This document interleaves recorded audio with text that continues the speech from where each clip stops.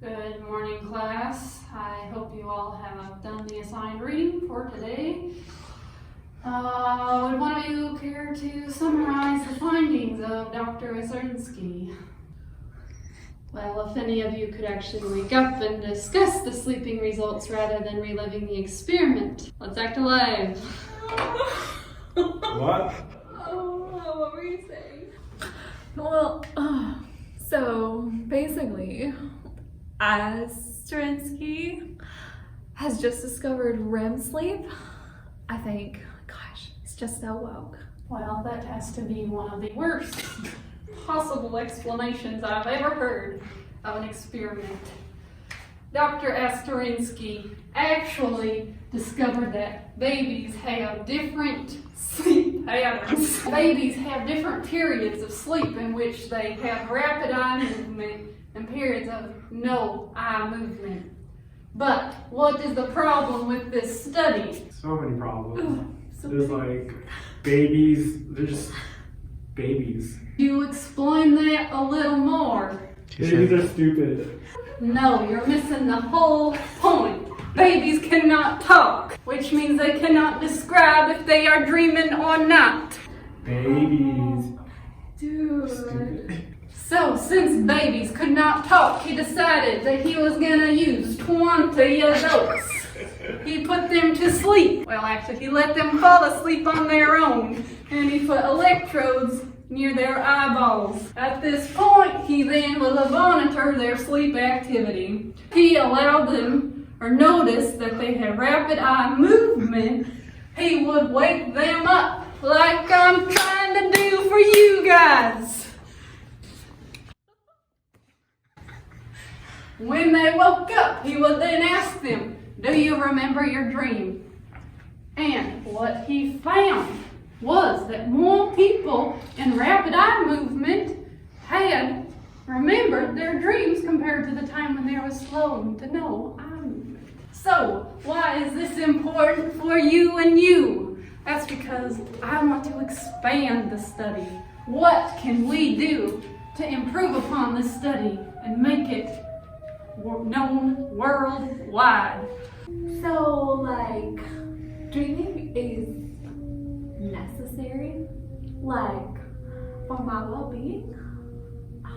Yes, possibly. We could test that. I'm asking how. How, people? Let's think. Dude, Does it matter if we dream? what if we slept and then she woke us up before we dreamed? Alright, fellas, that means we're clearing our calendar for the next 3 weeks, because that means no beauty rest for us. We got a study to complete. Hello. Participant number 1. Oh. I'm Dr. Dement, and we want to thank you for joining our study today. So I see you already got hooked up here by my other grad student. That's good. So, It's horrible. has he explained anything to you at all? No, nothing. All right. Well, that means that I have some explaining to do.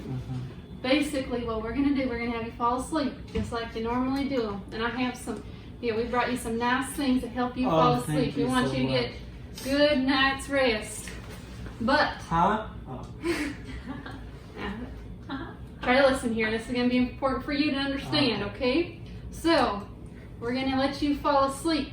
And these little electrodes we attach to your head are going to tell us when you're having more rapid eye movement. And when we observe that, then we're going to actually wake you up and ask some questions, okay? So you might get disturbed, but we still want you to, be comfortable and everything. So if we can do anything to help you with that, that'd be great. Just let us know. All right, well, let's get you set up. Hope you're early to bed. Okay.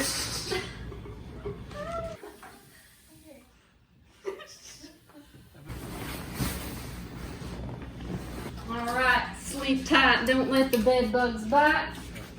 All right, we got some rapid eye movement right now. Wake 'em up, wake 'em up. Daddy! Participant number 1, could you please explain whether you had a dream or not? I don't remember. Interesting. Okay, he's about to go into REM. Here, wake him up, wake him up. Wake up! See this? Alright, participant number 1, how are you feeling? Disturbed? Okay, do you remember anything that happened before you were woken up? No.